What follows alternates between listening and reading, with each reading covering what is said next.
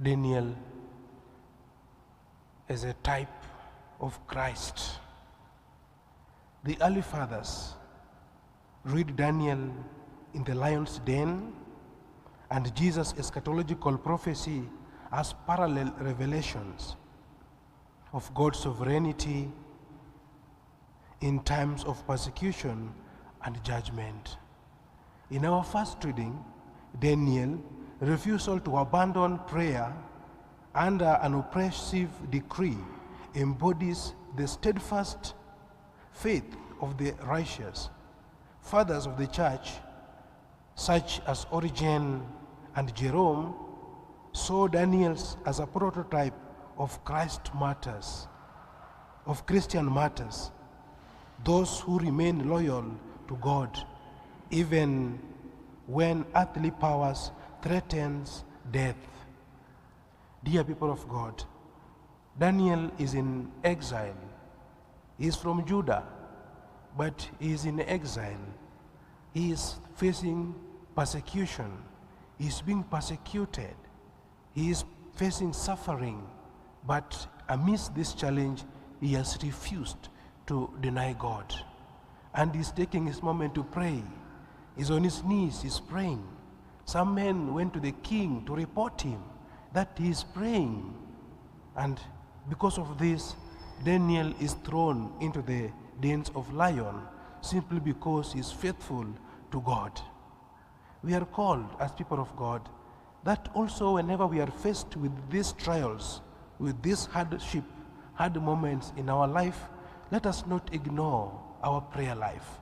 Let us continue knocking the door of God, knocking the door of mercy, knocking the door that God may walk with us. Irrespective of the hardship that comes along our way of life as Christians, let us not get tired. As Daniel is teaching us today, a very powerful lesson that even though he is being persecuted, but his heart is free. He has made peace with God and is taking his moment to continue worshiping and praying to God. Jesus wants his disciples. He warns them of Jerusalem coming destruction and the trials that will befall the church. Patristic interpreters understand this both as historical judgment and recurring pattern in salvation history. Dear people of God, Daniel's emergence unharmed from the sealed den is seen as a type of Christ by church fathers who has risen from the tomb. And Christ who came from the tomb which was sealed is compared to Daniel who has emerged from the den of lion, and we are told that that place was also sealed, but he still came forth. He emerged when he was in good health, when he was not unharmed, but he came forth. He rose from this. This is seen as a type of resurrection, that as Daniel came forth from the den of lion, and Christ again came from the, from the ground, when he rose from the dead, from the tomb. This, therefore, Daniel becomes a type of Christ. In other words, Daniel is pointing towards Jesus Christ, who also came from the tomb. Daniel emergence, dear people of God, is teaching us a very powerful teaching also, that we as Christians, we must face our challenges with hope, knowing very well that God will rise us, God will elevate us, God will give us new life, God will stand with us irrespective of the challenges that now we are facing.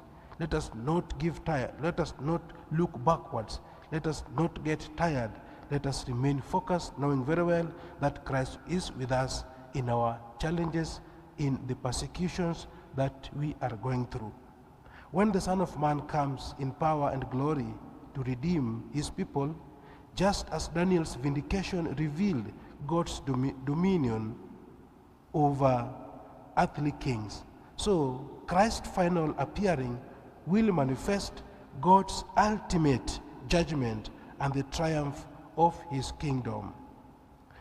For the fathers, this passage teach that tribulation is not a contradiction of God's rule, but the arena in which his steadfast love is revealed.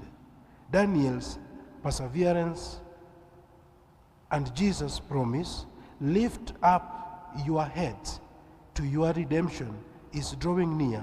Together proclaim that God sustains the faithful now and will finally vindicate them as the coming of the Son of Man.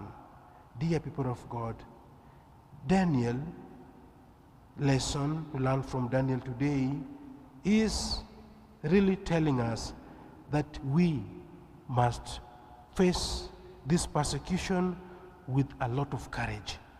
As Christians, we must face these tribulations without fear, because God is in control of everything that is taking place.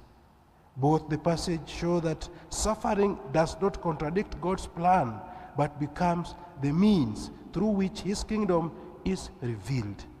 The church, like Daniel, is preserved through trial and awaits final redemption. Mother Mary is our mother. She intercedes for us.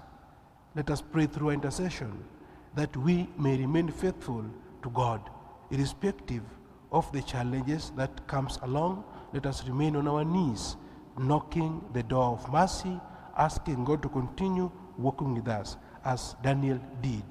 He did not abandon his prayer life, but he prayed even though he was in exile. Christ the kingdom come in our hearts through Mother Mary.